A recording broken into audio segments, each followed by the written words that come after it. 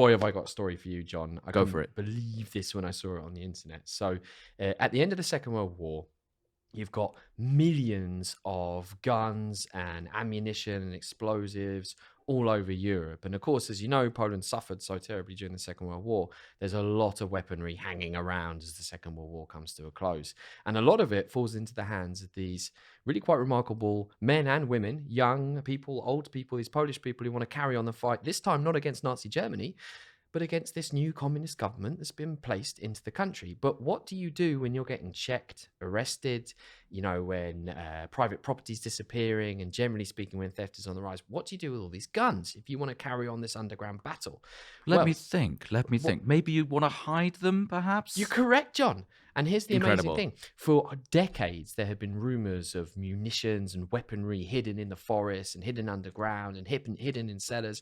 And in one area near Kalisz in Poland, they've actually uncovered this stash, this hoard of rare and exciting German weapons that have been found basically almost 70 odd years now after the end of the Second World War. Really quite extraordinary story. And if you want to read more about it, by the way, you can click on the link which is below this video. I'll do that just after we finish this recording this video, mate. So that's definitely a right thing to do. So you pull the trigger on your little mouse, you click on the story, and you go and find it out. Absolutely. So they found basically this bloke's going through the forest. Beep, beep, beep, beep. He's got his little metal detector. It's a bit passionate thing. And he's looking for this mysterious hoard, which has been talked about for a long time. And they've actually found several Mauser semi-automatic rifles. The Mauser's a pretty dull standard bolt-action rifle from the Second World War, produced in the millions.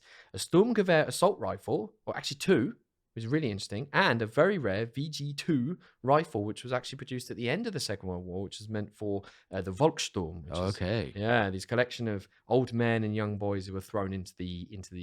It's like a militia, right? Basically, the militia. Yeah. So Hitler starts to get very desperate at the end of the Second World War. But the other thing is, their munitions production capacity by the end of the Second World War was so degraded that the VG2, which I hadn't heard about until I read this amazing story, isn't very good. Whereas the Sturmgewehr, if I can get into a little bit of Polish, go on. It's the first ever assault rifle. So most people think of the AK-47 as being this revolutionary piece of kit, but actually the Germans have come up with a really interesting design for this SDG-44, and it's the Sturmgewehr, which means assault rifle. And I happen to have quite a big interest in Second World War weaponry. I don't know, have you ever?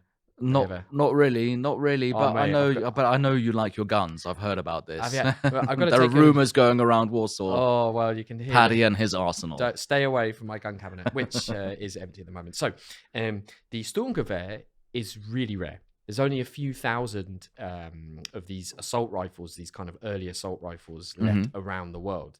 So for this metal detector guy to go and find it is actually quite big news. So if you go and click on the article which is here, you'll find out more about it. And this SG-44 is it's quite an upgrade. It gives the Nazis really a nice capability. Unfortunately, from their point of view, it comes towards the end of the war.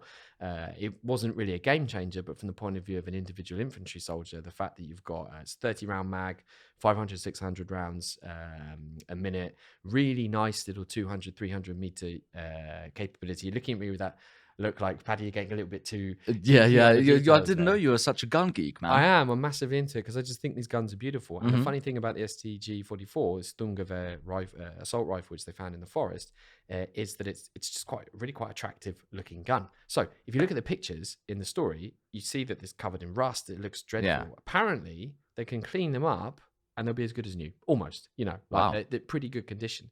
So the question is, who put them there and why? And as I say, it's because you've got these underground freedom fighters, the so-called cursed soldiers. Cursed soldiers, exactly. Żołnierze wyklęci. Yeah, tell us about that, though, because it's an amazing story. Well, I mean, essentially, it's soldiers who were usually part of the Home Army during the Second World War, the Polish Home Army, that is. And then when we were coming towards the end of the war, when Poles were realizing that more and more that there would probably be a communist government installed in the country following the Second World War, these soldiers, who usually came from kind of fairly solid nationalist backgrounds, they would actually start forming groups of their own, and essentially, like, they wanted to continue the fight against Soviet occupation of Poland, and so they actually went completely underground. I mean, I think it was the final cursed soldier was found and arrested in the 60s, I Yeah, think. 1963. Yeah, So which is imagine really late. So, almost they're constantly in a state of war against the almost 20 years after the end of the Second World War. The funny thing exactly. is, everyone knows about the Japanese soldiers who are in the forests or, Mhm. or in the jungle who come out after 20 years, or even a bit longer in one case. But no one knows about the fact that this war actually carried on and was carried on in different means. So who buried Absolutely. these rifles and this Sturmgewehr and this VG2, VG2, very yes. rare rifle, very rubbish. We don't know, but someone has more secrets in that forest. And in fact, the guys who actually found out, obviously, I do my research. I went and looked behind the story.